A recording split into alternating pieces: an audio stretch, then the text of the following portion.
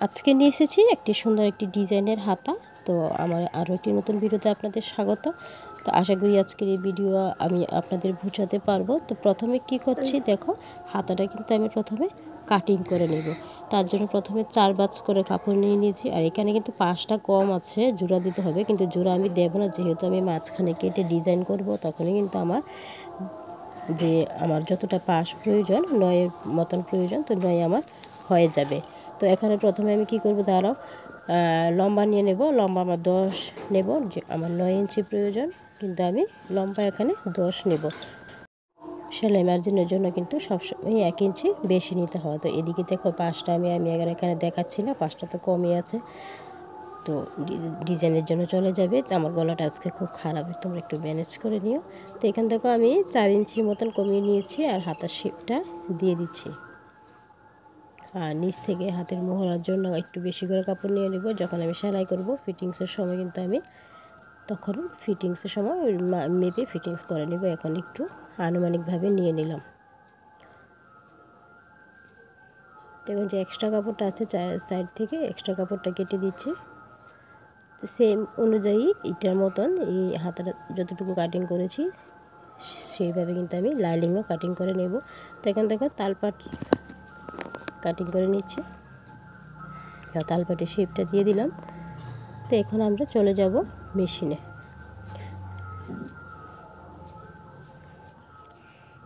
তো দেখো মেশিনে চলে এসেছি। এখন কি করব দেখো, যে বলেছিলাম যে হাতার পাশটা কম হবে, তো সেটা আমি কি করব, এই যে মাঝখান থেকে কিন্তু আমি ডিজাইনের জন্য কাপড়টা কেটে দেব। কেটে আমি মাঝখানে যে ডিজাইনটা করব, যেটা আমি প্রথমে তোমাদের দেখিয়ে দিয়েছি, ওই ডিজাইনটা করার পর কিন্তু আমার যে বগলের যে 9 ইঞ্চি প্রয়োজন সেটা কিন্তু হয়ে যাবে। তো সেই হাতার মাপ অনুযায়ী আমি কিন্তু লাইনিং নিয়েছি, আর লাইনিংয়েরও যে মাঝখান কিন্তু কেটে নেব।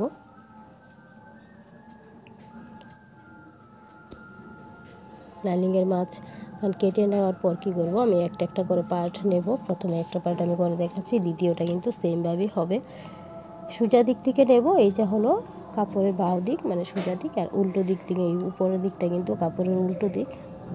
তো সোজা দিক থেকে কিন্তু আমি লাইনিংটা লাগিয়ে আমি এইভাবে কিন্তু সেলাইটা করে দেবো। এটা হলো হাতার নিচের মোহরের দিকটা।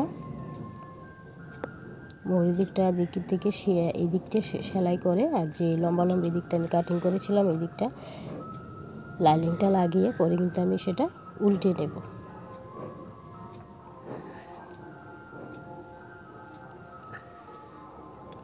আর কাপড়টা উল্টানোর সময় কিন্তু এই যে কোনার দিকটা হাত দিয়ে নখ দিয়ে ধরে ভালো করে কিন্তু চেপে এই কোনাটা বার করে নিতে হবে। হাতের সাহায্যে না পারলে কোনো কিছু সাহায্য নিতে পারো, কলম বা অন্য কিছু সাহায্য নিতে পারো। কোনার দিকটা কিন্তু ভালো করে বার করে দেবে। তো এখন দেখো এরকম করে ছোটো টুকরো করে আমি কাপড় সেলাই করে নিয়েছি ডুবির জন্য, ডিজাইনের জন্য। তো এই দিকটা কিন্তু আমি 3.5 ইঞ্চি করে আমি তোমাদের মেপে দেখাচ্ছি। 3.5 ইঞ্চি লম্বা করে রেখে টুকরো টুকরো করে কয়েকটা টুকরো নেব আমি এখানে।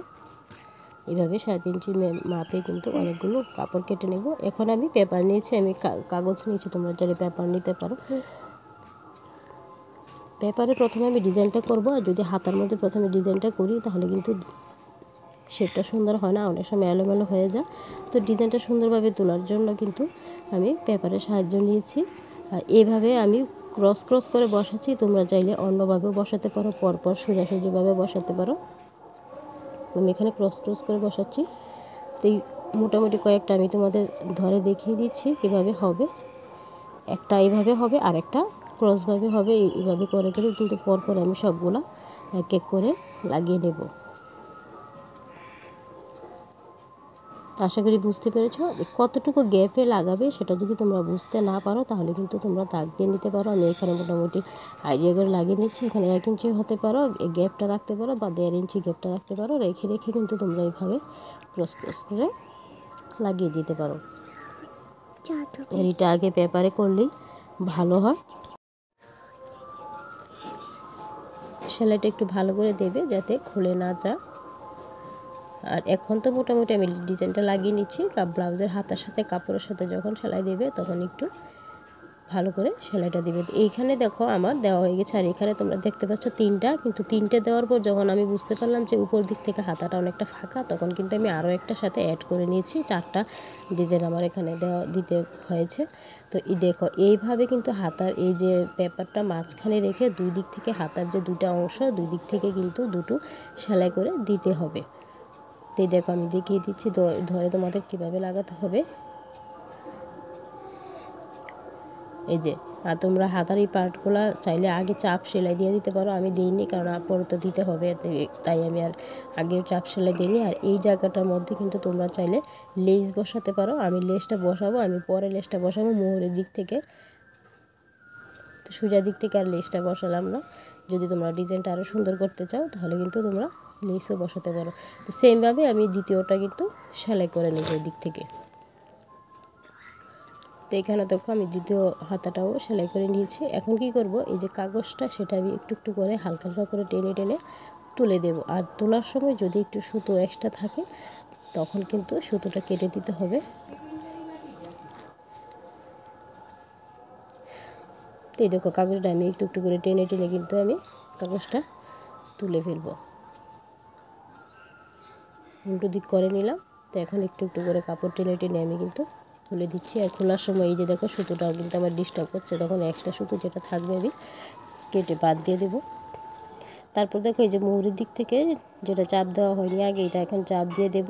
আর এইখানে আমি একটা লেসও বসিয়ে দেব, তোমরা চাইলে লেস না বসালেও পারো। তা আশা করি ভিডিওটি বন্ধুরা তোমাদের ভালো লেগেছে। আর নতুন যদি হয়ে থাকে অবশ্যই চ্যানেলটি সাবস্ক্রাইব করবে, পাশে থাকা বেল আইকনটি প্রেস করে রাখবে নতুন নতুন ভিডিও আপডেট সবার কাছে তোমাদের কাছে পৌঁছানোর জন্য। আর আমি সবসময় চেষ্টা করি তোমাদের নতুন কিছু দেওয়ার জন্য। তো এইখানে দেখো যে এক্সট্রা কাপড় আছে বা একটু বেশি কম কাপড় আছে সেগুলো কিন্তু কেটে মিলিয়ে নিতে হবে। লাইনিংয়ের যে এক্সট্রা কাপড়টা আছে সেটাও বাদ দিয়ে দিতে হবে। আর দুটো হাতা একসাথে রেখে যদি একটু লম্বা একটু বেটে হয় তাহলে কিন্তু দুটো হাতায় কেটে বাদ দিয়ে দিতে হবে, হাতাটা দুটো কিন্তু মিলিয়ে নিতে হবে। তো এখানে দেখো হাতা কিন্তু কমপ্লিট হয়ে গেছে। আর এখানে আমি একটা কমপ্লিট হয়ে গেছে।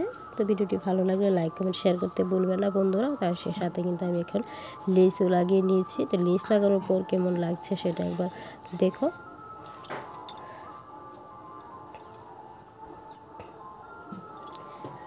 তো এখানে দেখো লেস লাগানোর পর হচ্ছে এইরকম দেখতে। তো দেখা হচ্ছে পরের ভিডিওতে, ততক্ষণের জন্য ভালো থাকবে, সুস্থ থাকবে, টাটা।